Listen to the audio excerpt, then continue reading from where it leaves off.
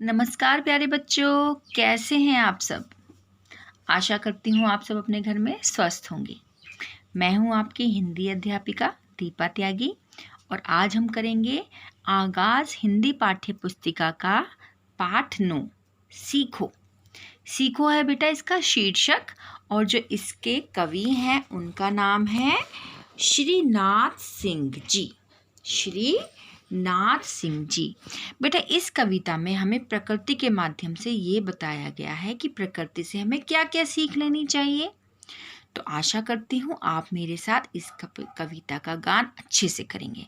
बेटा इसको हम लय में गाएंगे क्योंकि ये कविता है और कविता को हमेशा लय में ही गाना चाहिए क्योंकि प्रस्तुतिकरण जो है वो बहुत ही आवश्यक है। किसी भी चीज़ का हम कैसे पाठन करें, कैसे गायन करें, ये निर्भर करता है कि वो कविता है या फिर कोई पाठ है। क्योंकि कविता है तो हम इसका गायन करेंगे। तो चलिए शुरू करते हैं। फूलों से नित हंसना सीखो, भौरों से नित गाना, तरु की झुकी डालियों से नित सीखो शीश झुकाना। एक बार फिर से करेंगे।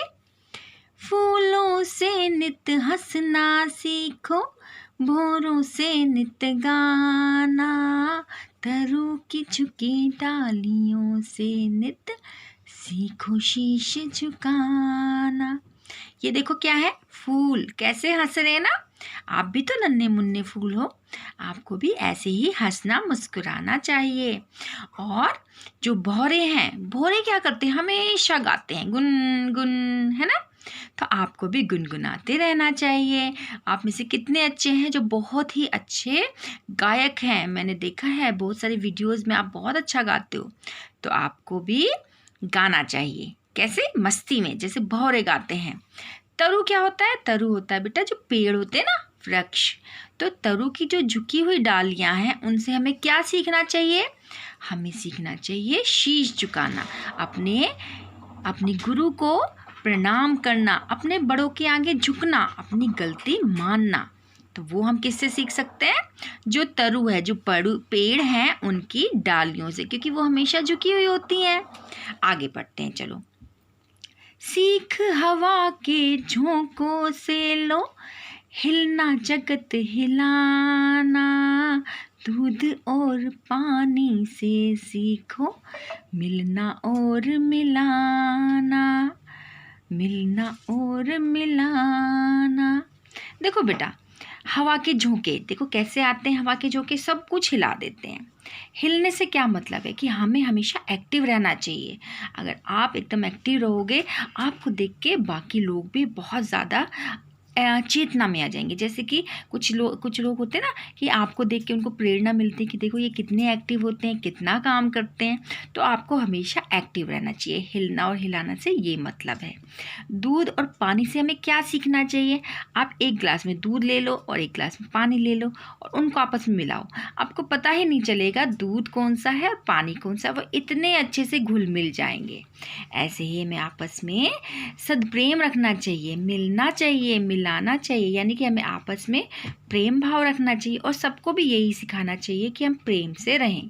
देखो इन दोनों बच्चों को देखो, आप भी क्लास में ऐसे ही रहते हो ना। चलिए आगे करते हैं। सूरज की किरणों से सीखो, जगना और जगाना, लता और पेड़ों से सीखो, सबको गले लगाना, सबको गले लगाना। सूरज की किरणें क्या सिखाती हैं, अच्छा आप बताओ। क्या होता है जब हम रात को सो जाते हैं और सुबह निकलती हैं किरणें और आपकी जो विंडो है ना, जो खिड़की है, उससे अंदर आ जाती हैं। वो आपको क्या कहती हैं, चलो बे उठ जाओ, है ना। वो खुद भी जगी होती हैं और आपको भी जगाती हैं। इसका मतलब ये है कि आपको भी हमेशा एक्टिव रहना चाहिए, जगना चाहिए, यानी कि समय पे जगना चाहिए और अपने काम समय पे पूरे करने चाहिए। आपको देख के लोग जो है ना वो भी सीखते हैं कि आप टाइम से उठते हो, टाइम से खाते हो, टाइम से आपके सारे काम हो जाते हैं। ये देखो लता, लता माने जो बेल होती है ना, जो क्रीपर्स होते हैं आपने पढ़े होंगे। हाँ, जो बेल होती हैं जैसे मनी प्लांट की बेलें हैं या फिर बहुत सारे ऐसे फल हैं जिनकी बेलें होती हैं, वो क्या होती हैं। और जो पेड़ होते हैं वो, उनसे हम क्या सीख सकते हैं बेटा, वो सबके चारों तरफ लिपट जाती है। आपने देखा होगा वो किसी भी पेड़ के चारों तरफ बेल जो है कैसे लिपटी हुई होती है ना। तो ऐसे ही हमें भी सबको गले लगाना चाहिए। लता और पेड़ों से हमें क्या सीखना चाहिए, एक दूसरे से कैसे मिलके रहना है, कैसे गले लगाना है। अगर आप पेड़ों को अलग कर देते हो ना अपने गमलों को, तो वो सूख जाते हैं। उनको हम पास पास रखते हैं तो वो कैसे रहते हैं, हरे भरे, क्योंकि वो एक दूसरे से मिलते हैं, गले लगाते हैं, खुश रहते हैं।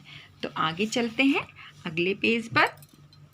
वर्षा की बूंदों से सीखो सबसे प्रेम बढ़ाना, मेहंदी से सीखो सब पर ही अपना रंग चढ़ाना, अपना रंग चढ़ाना।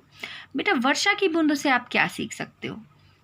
देखो, वर्षा की जो बूंदें आती हैं फिर वो क्या होती है, सब में रच बस जाती हैं, है ना। सब जगह हरियाली हो जाती है, सब खुश हो जाते हैं। तो उससे क्या होता है, प्रेम बढ़ता है। आपको कितनी प्रसन्नता होती है वर्षा को देखकर। वर्षा के नाम से ही खुशी आ जाती है।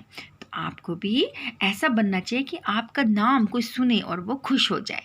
और आपको सब जगह प्रेम को बढ़ाना चाहिए, आपस में प्रेम रखना चाहिए। मेहंदी से हमें क्या सीखना चाहिए, मेहंदी का पेड़ देखा है आपने। जो मेहंदी के पत्ते हैं उनको पीस के जब हम उनको हाथों पे लगाते हैं तो वो अपना रंग छोड़ देते हैं। नीचे कोई भी रंग हो वो उसको अपने रंग में रंग लेते हैं। ऐसे ही आपको भी अपनी अच्छाई के रंग में सभी को रंगना है, ठीक है ना। जैसे क्लास में होते हैं ना कुछ बच्चे थोड़े शैतान होते हैं, लेकिन अगर आप अच्छे हो तो आपको देख के सभी के पेरेंट्स कहते हैं आप उस बच्चे के साथ बैठा करो, वो बच्चा तो बहुत अच्छा है। यानी कि आप उनको अपने रंग में रंग सकते हो, क्योंकि आप गुड बॉय हो या गुड गर्ल हो। ठीक है बेटा, आगे चलते हैं। मछली से सीखो स्वदेश के लिए तड़प कर मरना, पतझड़ के पेड़ों से सीखो दुख में धीरज धरना, दुख में धीरज धरना। इसका क्या अर्थ है, मछली से हम क्या सीख सकते हैं। देखो बेटा, मछली हमेशा जल में रहती है। आप जल से बाहर निकाल के देखो, वो रहेगी नहीं, वो बेटा अपनी जान दे देगी, क्योंकि वो जहाँ रहती है उस जगह से वो बहुत प्यार करती है। जैसे कि हम हिंदुस्तान में रहते हैं, हम अपने स्वदेश यानी कि अपने देश से प्यार करते हैं। आपने देखा ना, जब लड़ाई होती है हम अपने देश के लिए लड़ जाते हैं, मर जाते हैं। ऐसे ही हमें मछली से यही सीखना चाहिए कि जहाँ हम रहते हैं वही हमारा घर है, उसके लिए हम दुश्मनों से भी लड़ जाएंगे। ठीक है ना। आर्मी में देखा ही है आपने, कितनी ज़्यादा लड़ाई होती है, लेकिन हम अपने देश के लिए कुछ भी नहीं सुन सकते, हमेशा देश के लिए तैयार रहते हैं।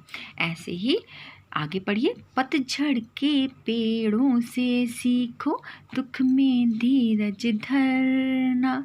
अभी देखो पतझड़ का मौसम आ जाएगा। अभी देखो क्या आ गया है, एकदम सर्दी आ गई है। सर्दी में क्या होगा, सारे पत्ते गिर जाएंगे और पेड़ एकदम खाली हो जाएंगे।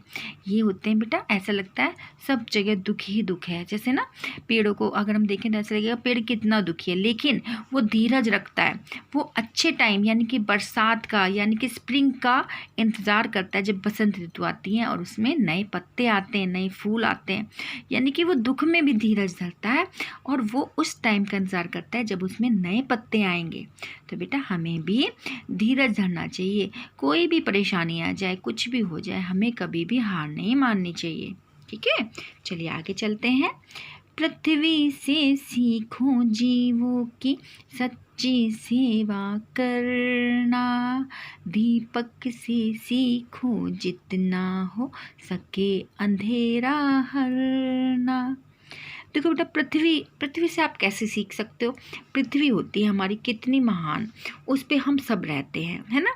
और वो सबको संभाल के रखती है। आपने कभी देखा पृथ्वी कह दे भाई मेरे ऊपर वजन ज़्यादा है, मैं नहीं आपको रखूँगी, ऐसा तो कभी नहीं कहती ना। वो सबकी सेवा करती है। ऐसे ही हमें भी हर प्राणी की सेवा करनी है, जो भी कुछ हमारे पास है जितना हम कर सकते हैं। ये नहीं मैं कहती कि आप अपने से ज़्यादा करो, जितना आप कर सकते हो आप उतनी दूसरों की सेवा करो। और आगे देखिए, दीपक से हमें क्या सीखना चाहिए? दीपक से सीखना चाहिए कि जितना हो सके हम अंधेरे को दूर करें। दीपक कहीं भी जला दो आप, आसपास सारे में उजाला हो जाता है। ऐसे ही आप भी अपना नाम इतना फैलाओ कि आपके नाम से आपके घर का, आपके परिवार का, आपके पेरेंट्स का, आपके टीचर्स का नाम रोशन हो जाए। आपके स्कूल को सब जाने कि आप किस स्कूल में पढ़ते थे, आपको कौन सा टीचर पढ़ाता था, है ना। होता है ना, पूछते हैं सब, धोनी कहाँ पढ़ा हुआ है ना, सचिन तेंदुलकर कहाँ पढ़े हैं, और देखो कितने बड़े बड़े हीरोज़ हैं, सभी का हम सोचते हैं कि ये किस यूनिवर्सिटी से आए हैं, किस स्कूल से आए हैं। ऐसे ही आप भी दीपक की तरह अपना नाम रोशन करो। चलिए आगे पढ़ते हैं।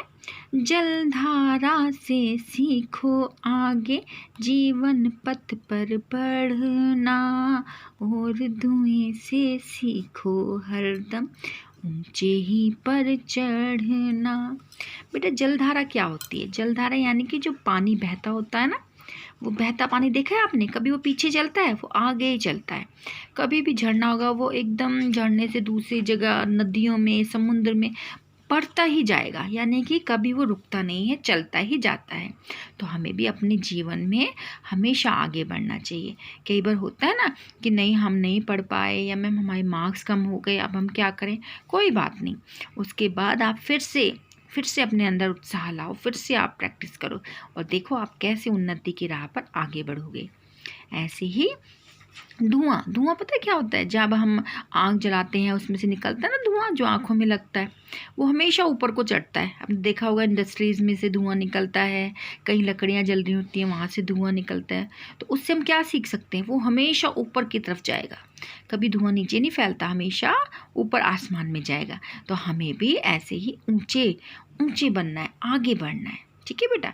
इसके जो कवि हैं उनका नाम है श्रीनाथ सिंह जी, और उन्होंने प्रकृति के माध्यम से हमें इतनी सारी सी चीज़ें सिखाई हैं।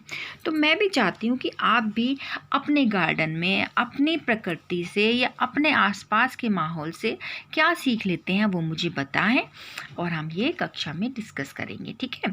तो सारे बच्चे अच्छे से इस कविता का पाठन करके आए, और कल हम क्लास में इसको एक बार फिर से पढ़ेंगे। अपना ध्यान रखें, मैं कल आपका क्लास में इंतज़ार करूँगी। ओके बेटा, नमस्कार, खुश रहो।